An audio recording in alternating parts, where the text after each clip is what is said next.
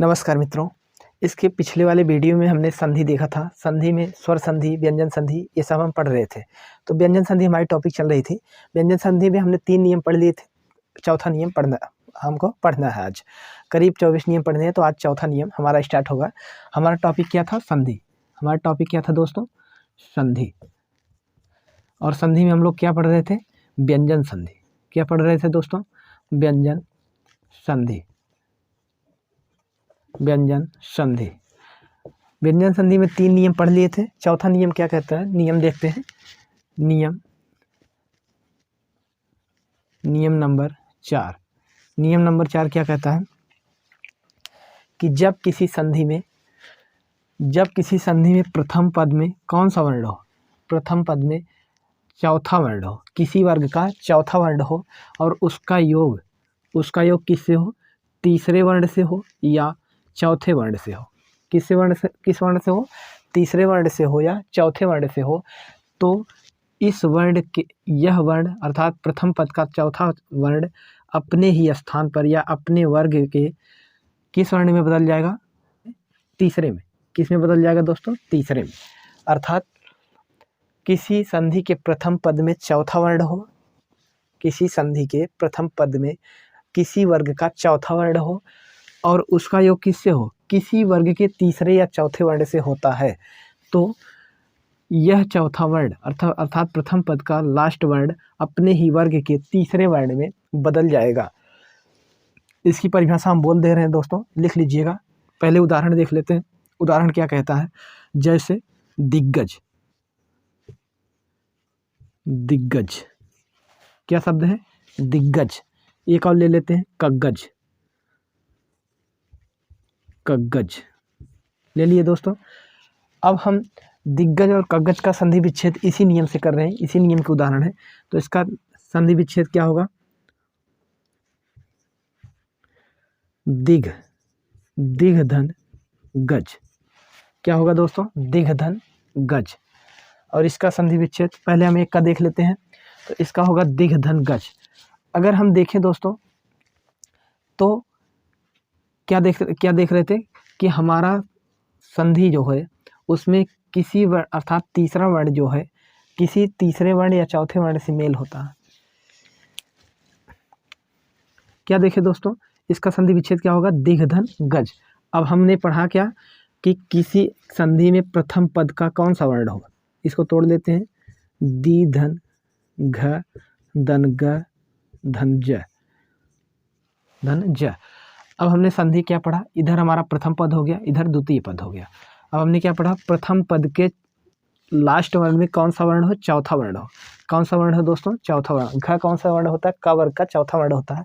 अर्थात चौथे वर्ण का मेल किस वर्ण से हो? तीसरे वर्ण से हो। किस वर्ण से हो? तीसरे वर्ण से। अर्थात क वर्ग का तीसरा वर्ण क्या होता है? ग होता है। यह जब चौथे वर्ण का मेल तीसरे वर्ण से होता है तो चौथा वर्ण अपने ही स्थान पर किस में बदल जाएगा? तीसरे वर्ण में बदल जाएगा। किस में बदल जाएगा दोस्तों? तीसरे वर्ण में बदल जाएगा।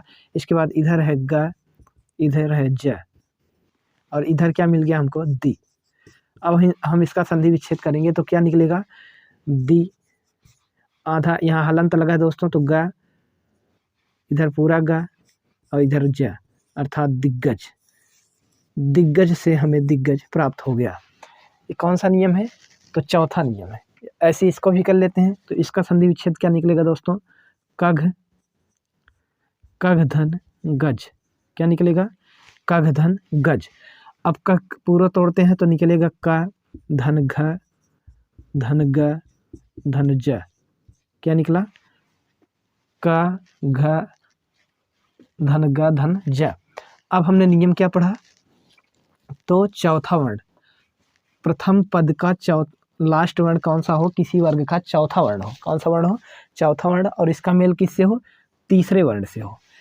तो यह चौथा वर्ण अपने ही स्थान पर तीसरे वर्ण में बदल जाएगा। जैसे ये किस में बदल जाएगा? ग में। यहाँ हलंत लगेगा।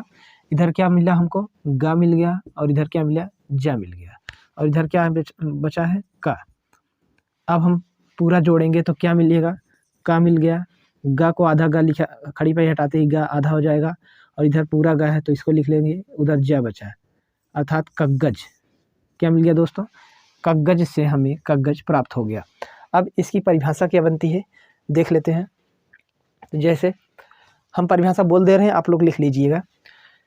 किसी भी संधि के प्रथम पद में किसी वर्ग का चौथा वर्ण है और उसका योग किसी वर्ग के तीसरे या चौथे वर्ण से होता है, तो प्रथम पद का चौथा वर्ण अर्थात लास्ट वर्ण अपने ही वर्ग के तीसरे वर्ण में बदल जाएगा। ये परिभाषा थी दोस्तों, और ये उदाहरण है। जैसे और उदाहरण ले ले, दिग्गज हो गया, कग्गज हो गया, और जैसे देख लें तो होगा युद्ध होगा। क्या होगा? युद्ध।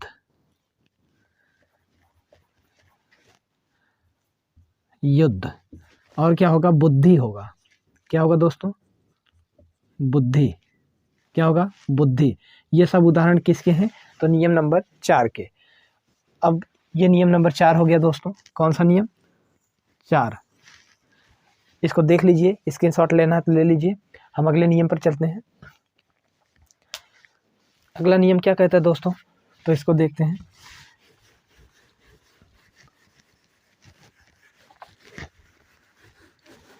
अगला नियम है हमारा नियम नंबर 5। कौन सा है? नियम नंबर या नियम 5। कौन सा नियम है? 5। अब नियम नंबर 5 क्या है?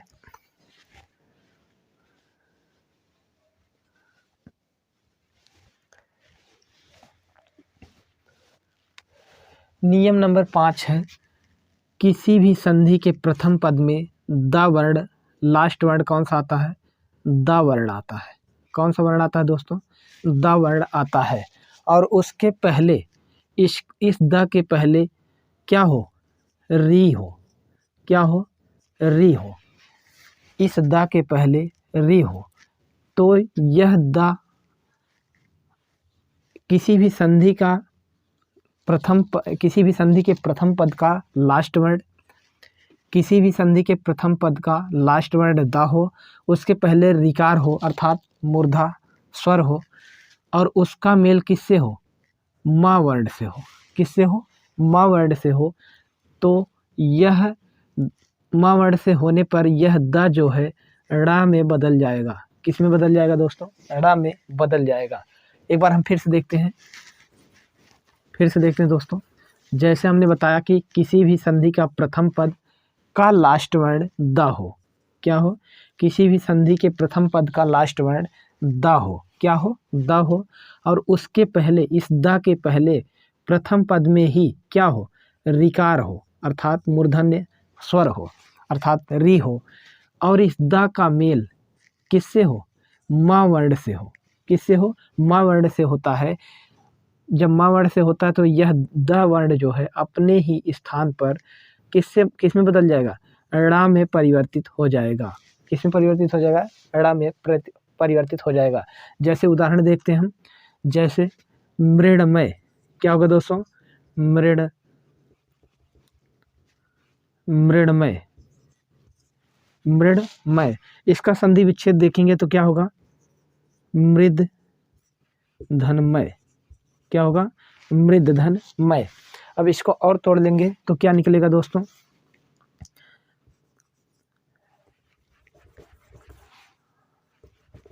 मा धन, माँ में री लगा है तो माँ से री बाहर करेंगे तो क्या आ जाएगा? इधर आ जाएगा री, और इधर बचा द, और इधर बचा माँ, और इधर बचा या। तो हमने क्या पढ़ा दोस्तों? किसी भी संधि का लास्ट वर्ण द हो और उसके पहले क्या हो? री हो। किसी भी संधि के प्रथम पद का लास्ट वर्ण द हो और उसके पहले क्या हो? री हो। तो यहाँ पर री मिल गई, और उसका योग मा वर्ण से होता है। किससे होता है? मा वर्ण से होता है। तो यह द जो है अपने ही स्थान पर किस में बदल जाएगा? ड़कार में परिवर्तित हो जाएगा। और इधर क्या बचा? अभी मा, और इधर या। इधर क्या मिल गया मुझे? तो री बचा है और इधर बचा है मा। अब हम इन सबको मिलाएंगे तो क्या हो जाएगा? माँ में री लगाएंगे तो हो गया मृ, और ड़ा आधा है तो ड़ा आधा, एक खड़ी पाई हटा देंगे तो आधा हो जाएगा। इधर बचा माँ और इधर बचा या। मृण्मय। हमें क्या मिल गया? मृण्मय मिल गया। क्या मिल गया? मृण्मय। अर्थात मृण्मय से मृण्मय प्राप्त हो गया। इसकी परिभाषा देखते हैं दोस्तों, हम बोल दे रहे हैं, आप लोग सुन लीजिए या लिख लीजिएगा।